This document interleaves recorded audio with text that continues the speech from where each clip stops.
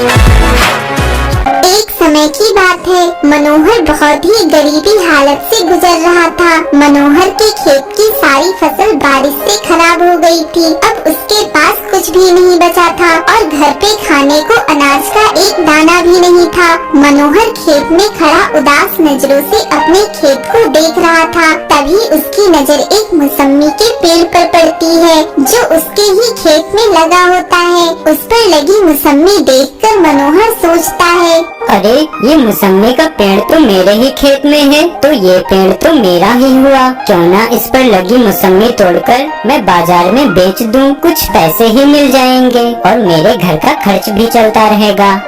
मनोहर मौसम्मी तोड़ने के लिए आगे बढ़ता है कि तभी उस पेड़ से आवाज आती है, रुको, तुम इस पेड़ के फल नहीं तोड़ सकते। मनोहर आवाज सुनकर पूछता है, ये आवाज किसकी है? कौन बोल रहा है? कौन मुझे रोक रहा है फल तोड़ने से? सामने आओ मेरे। मैं बोल रहा हूँ, मैं पेड़ ही हूँ जिसके फल तुम तोड़ना चाह रहे हो। अरे हाँ, ये आवाज तो इस पेड़ से आ रही है, पर पेड़ तुम मुझे फल तोड़ने से क्यों रोक रहे हो?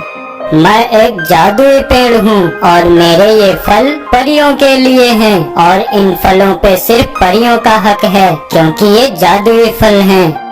ठीक है पेड़, जैसी तुम्हारी इच्छा, चलता हूँ अब।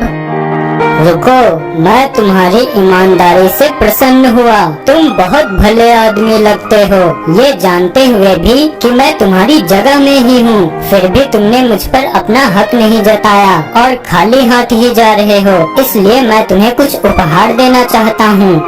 इतना कहकर पेड़ मनोहर को कुछ सोने के सिक्के देता है। अब मनोहर उन सिक्कों से अपने घर के हालातों को सुधार लेता है और काफी धनवान हो जाता है। यह देखकर मनोहर का पड़ोसी किशोर मनोहर से जलने लगता है और सोचता है, ये मनोहर के हाथ ऐसा क्या लग गया जो ये इतनी जल्दी इतना धनवान हो गया, और आखिर कैसे? कुछ तो बात है, पता लगाना पड़ेगा। एक दिन किशोर चुपके से मनोहर के घर जाता है और मनोहर की बातें सुनता है। हाँ सुनीता, तुम सही कह रही हो। आज हम जो कुछ भी हैं, सब उस जादुई पेड़ की वजह से है जो हमारे खेत में लगा है। मनोहर की बातें सुनकर किशोर सोचता है, अच्छा, तो मनोहर के खेत में कोई जादुई पेड़ है, उसी वजह से ये धनवान बना है। अब तो उस पेड़ के पास जाना ही पड़ेगा। अगले दिन किशोर उस पेड़ के पास जाता है। लगता है यही पेड़ है। ए जादुई पेड़, मैं जानता हूँ तुम्हारे पास खूब सारा सोना है। मुझे ढेर सारा सोना चाहिए, मुझे सोना दो। किशोर की बातें सुन पेड़ कहता है, कौन हो तुम और तुमने ये कैसे सोचा कि मैं तुम्हें सोना दूंगा?